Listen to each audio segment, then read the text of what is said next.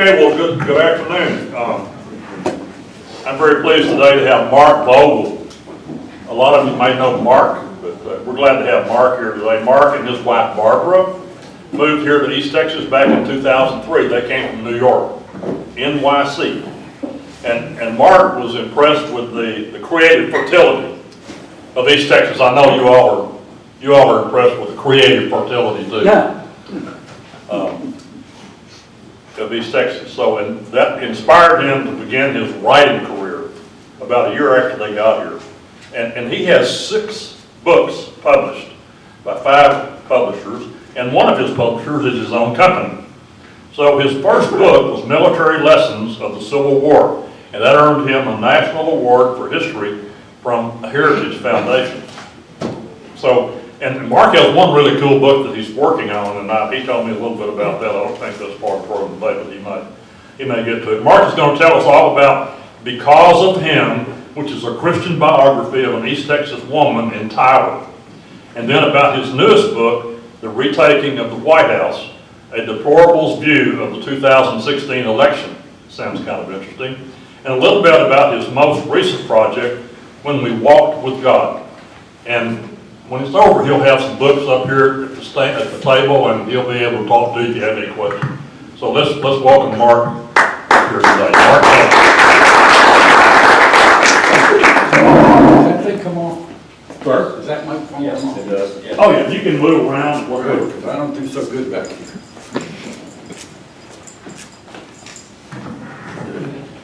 Howdy. Steve wanted me to use the mic, which is something I usually don't do, but I'm going to behave and be a good boy. But I usually don't need it, and this room is fairly small. Let me thank you very much for being here, and I really appreciate Steve's invitation. There's really 2 purposes for today's talk.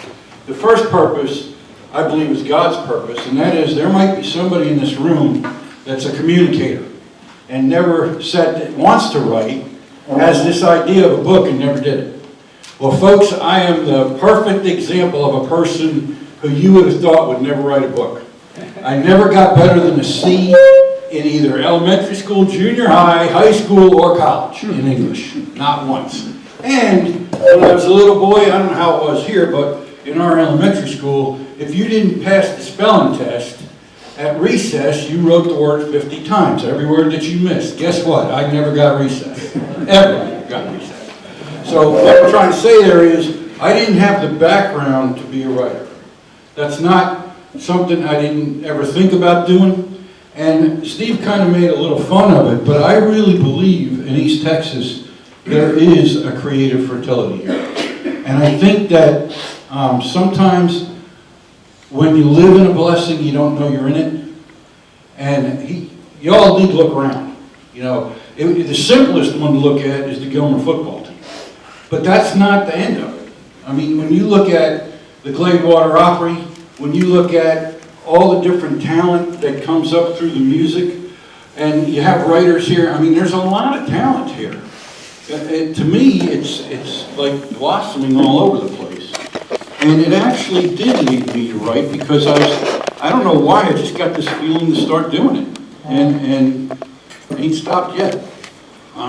Anyway, there's a couple books I wanted to talk to you about. This first one, Because of Him, this was the 3rd book I wrote, and it's actually about a woman here down in Tyler. And you can actually go meet this lady. Her name is Lynn Ramey, and she owns Dance and Grill, which is a huge dance studio down there by Toys R Us. It's right behind Toys R Us. And I was asked by her to write this book. Now, here's another example for those people who are thinking about writing. This book was about 4 things that I know nothing about. Women, Christianity, dance, and East Texas. And this, I think, might, in the end, be the work that has the most impact on people because it's her story. And when I started writing this, I actually wrote half of it and threw it out. And I threw the first half of the book out because I looked at it and it was too much me and not enough God in her. Her story, to me, it actually you know, I know you probably hear it a lot, but it changed my life. It changed my life because she taught me about prayer. And that's what this whole book is about. Her whole life is about. And I was a Christian before I got here, and I prayed before I got here. But you know what? I never prayed for me. Because I always thought, you know, this is God. We're talking about the top of the food chain here. He's probably pretty busy, and I'm just a little guy, and I shouldn't bother him. Well, I learned from Lynn that the Bible teaches us that we're supposed to go to God. We're supposed to talk to Him about everything. We're supposed to tell Him our good and our bad, and we're supposed to ask Him for help. And that changes your life when you realize it.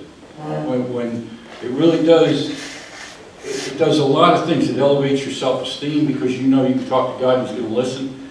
It gives you an out, a place to go when things are really falling apart. And in my life, I've had a few of those times. So I just recommend the book. It's only about 100 pages, and Love Story was only about 100 pages. So if you look at it from that, just from the angle of length. But it really is a really good story about her. And like I said, you can read it, take it down there, get her autograph, ask her questions, whatever if you want to. Superwoman, how did I meet her? She's married to a classmate of mine from the Citadel. That's where that came from. So she happened, I used to send emails out to people, news emails. I'd send them to King, her husband. He never read them, she always did. So when I got down here, she asked me to write a book. That's the first book. This book right here, The White House Reclaimed, I have a column on the internet called America Today. It's published through Nolan Chart, which is a libertarian blog. It used to be out of Washington, now out of Connecticut. And so what I decided to do was take the articles that I wrote about the campaign over a 2-year period, put them together and put them in a book. The ratings that it's gotten so far from people who have read it are pretty much 5 stars, and they say it's a fast read. It's written to be a fast read. It's articles. It's not chapters. It's not a lengthy book from beginning to end. You could read an article. I often say it's a bathroom book. You can put this in the bathroom, and when you visit, you can knock out an article. And people seem to like it. I have a very different view. I was in politics as a profession for about 15 years, helped people get elected and other things. And so I definitely have a view of how I'd like to see things. So that's pretty much what's in this one. What Steve was talking about, there are 2 projects that I'm working on. I really want to hit this one, and I'll try to touch the one Steve was talking about. I have a piece of paper on your table. I couldn't make enough for everybody, but if you don't end up with one and you want one, let me know and I'll get you one. The project that I've been working on for 4.5 years, and I expect I'll have another 4 years to go, and it's called When We Walk with God. And this work is an answer to what I think the problem is in the United States of America. What's the real problem? What's the real issue that's taking us away from who we are and what we are? And I really believe that has to do with our history. For 300 years, from Christopher Columbus to George Washington, during that 300-year period, I believe that you can see God's hand using Christianity to create this nation. And I believe you can see it in history. And if you go, the Reverend would know this, that if you go to Psalms chapter 78, verses 1 to 11, in Psalm 78, 1 to 11, God tells us why we need to study history. And He basically says, He commands the Israelites, you need to learn history. You need to make a law to teach your children history. And the reason you study history is to see me, is to see God. Now that's what it says in those 11 verses. And so, and it's interesting, when I've always been a history guy my whole life. And my youngest daughter, Julie, when she was about 12, said, Dad, why do we have to learn history? And I huffed and puffed and gave all the good BS reasons, not this one because I didn't know it yet. And it really just hit flat. It really didn't mean anything. But when you put God in the picture of history, that changes everything. And believe it or not, in America, our history was taught that way until the 1940s. We taught a providential history. Providential history, providence meaning God's plan. You know, providence used to be a word in the daily language of everybody at least up to Robert E. Lee and Jefferson Davis, but probably even further than that. Providence was a normal, everyday word. Like, let's, go to the bathroom, let's have lunch, or whatever. Providence was a word that was used every day. And now it's completely disappeared from our vocabulary, and it tells you where God went. Because God is providence. And yet that term is never used here. And so this book that I'm working on is actual real history. Now I just want to go over some of the questions that are answered in this book. I'm not going to answer the questions. All I'm going to do is point out what they are. And the first one is there a covenant between the God of Abraham and America? Now, covenant's a tough word. When I first tried to wrestle with that, I was like, whoa, you're really getting on some pretty big stuff here, because that's in the Bible. Well, I'm a historian, I'm not a theologian. Never had any formal religious training, I don't know. I've tried to read the Bible, I probably have 3 or 4 books more to go, but I won't tell you that I have any kind of theology behind me. What I can tell you is American history will lay out very succinctly for you points of evidence, and then you can make your own decision. So the reason I'm giving you these, before I go on to these anymore, you don't have to wait for the book. I'm already doing presentations. This year I did my 3rd presentation for the Baptist Church up in Mount Pleasant. They give me 5 Sunday nights every year. And so I just finished my 15th class with them this past week. And I go in there and I teach what I write. And it's history, folks. This is verifiable bibliography, like I can show you the book, page, paragraph, and sentence where I got it, history. And so the questions, although they're religious in context and have to do with God and Christianity, they're based and rooted in the American history that we haven't been taught. And I don't want to get into a thing of, well, they didn't teach us that or they didn't teach us this. The bottom line is, anybody who studies history knows that it runs forever. It's an eternity. You can't cover everything. So I'm not trying to blame it on anybody. What I'm trying to do is refocus our attention to the history that's most important to our life today. And that is that until we get balanced back morally, based on the Bible, our country's going in the wrong direction. It's not a question of the law. It's not a question of what's written down. We all know the 10 Commandments, right? Don't commit adultery, all that stuff. Doesn't mean we do it. So the Constitution's the same thing. Just because it's written in a word doesn't mean they're going to do it. It comes from the spirit, the heart, the center. It comes from what you know.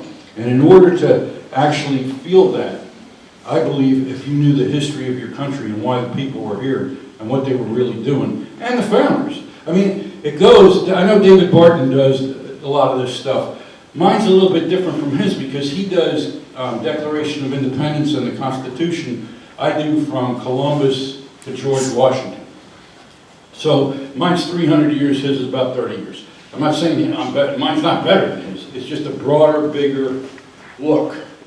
I'll give you a real quick one, Christopher Columbus, because, one of the questions in here says, how could Apostle Thomas be the reason for the Columbus journey? Everybody knows Apostle Thomas, right? One of the Lord's apostles. Where did he go when Jesus died? Anybody remember that, where Thomas went after Jesus died? India. India, exactly. And he built 4 churches there. Now that's like AD 70, right? Well, several hundred years after that, the Khan of India asks the Pope, the Catholic Pope, send me some priests because I want to learn about your religion. Those priests are sent, but they never get there.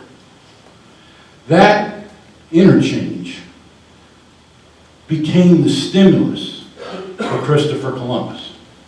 The fact that a country would ask for priests to learn Christianity became the reason that he wanted to do a journey.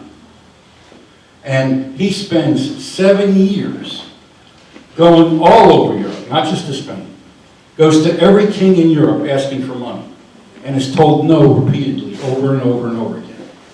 And people asked him later, after he found everything, after he was very famous, how did you have the gumption to keep going to people, proposing a plan that everybody was laughing at, and keep taking no? And you know his answer?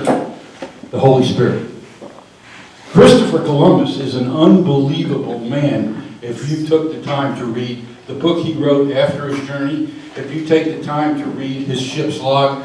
The very first entry of the ship's log on the journey to America states the reason for the journey.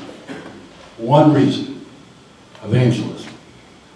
Not commerce, not trade, not conquest, not exploration, evangelism.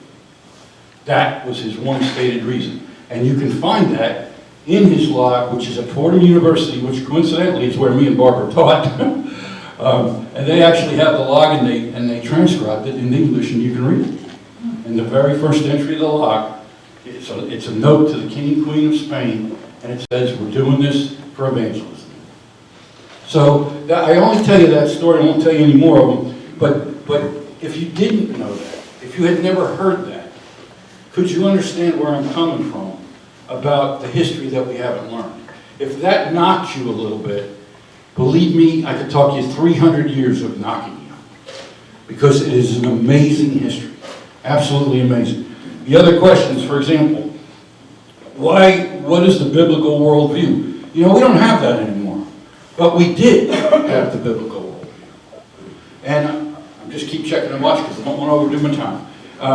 But when I was a kid, about the age of some of you all in here, when I was a young boy, we did pray in public school every morning.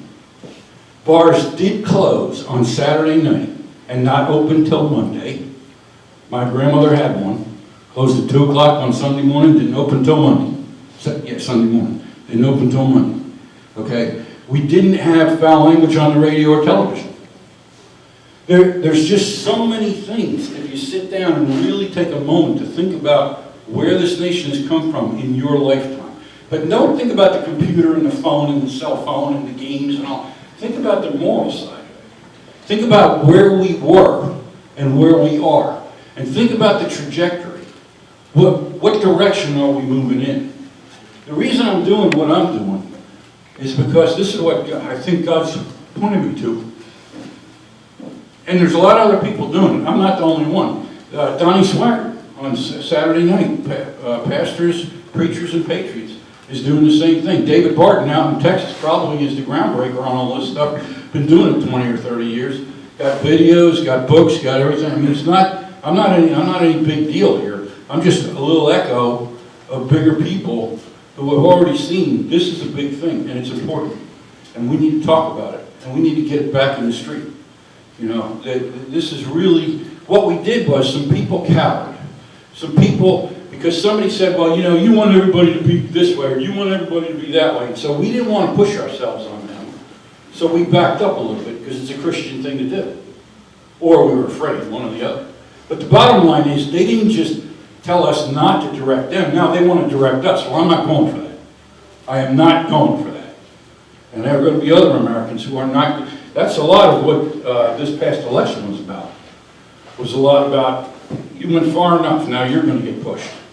And it's not that I want to win or lose a battle, but when you read the founders, and what they said, first of all, they said this country cannot survive if we're not founded on the Bible. They said that's straightforward, many of them, not one of them. So then you get the other people and they'll say, well, you know, that Benjamin Franklin, he had a kid out of marriage. And that Thomas Jefferson, you know, he was a deist. Well, first of all, they're saying things that sometimes aren't true and sometimes are true. In Ben Franklin's case, he did have a kid out of marriage. But, so you're telling me Christians are perfect? Christians don't make mistakes. No, I made plenty, so I guess I don't qualify. So what I'm trying to say here is, we need to refocus, and that's why I'm working on the book I'm working on, and that's why I'm working on the talks that I'm working on. I left this paper out here for you all, because I just want you to see the kind of questions that we're dealing with. They're history questions, they're fact questions, they're not opinion questions. They're this did happen. I'll give you another this did happen.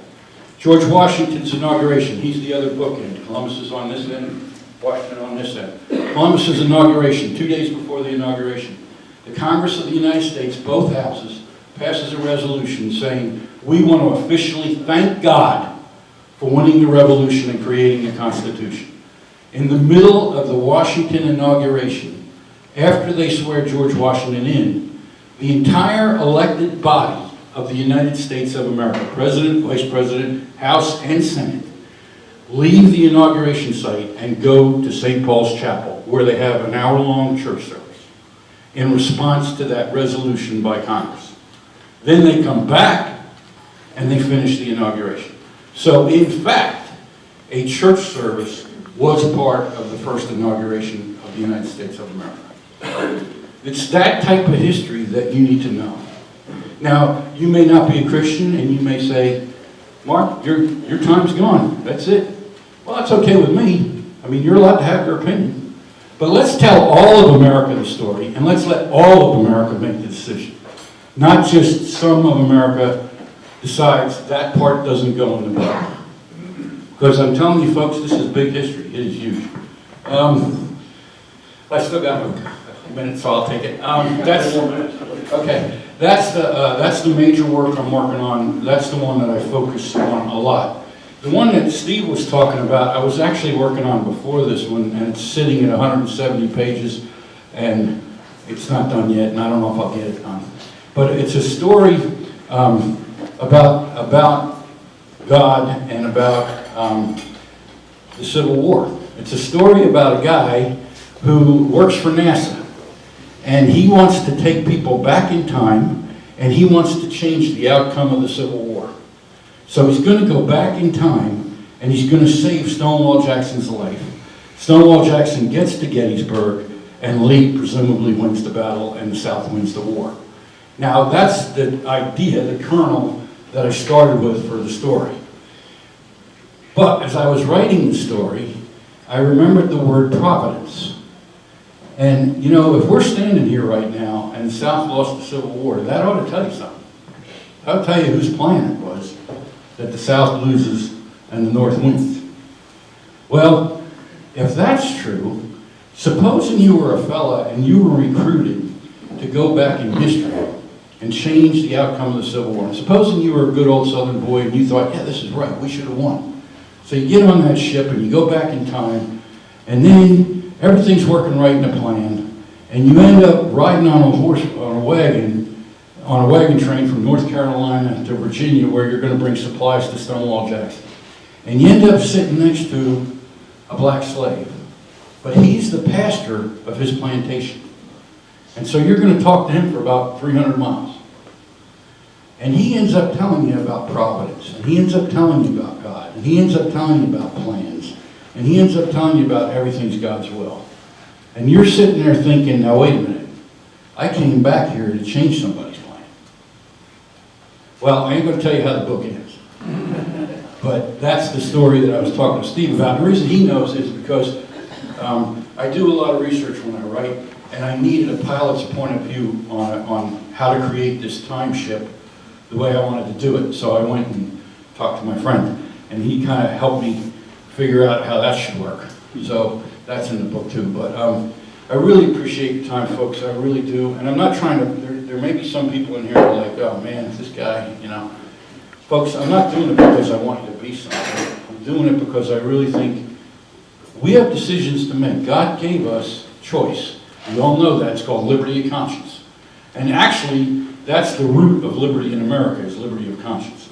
The question is, do you want to be Adam and Eve and pick out of the garden, or do you want to be Adam and Eve and pick in the garden? Well, that's really what we're down to. That's really what our choices are. It's okay which choice you make. It's your choice. But I just want to make sure people know they have a choice. I'm not sure they know that, because our history, I guarantee you I can spend hours and hours and hours and hours in front of you telling you stuff you never heard. And it's factual, historical. I can give you the book, I can give you the page, I can give you the sentence. So it's there. Thanks a lot for today, and God bless you, and I hope you had a good time.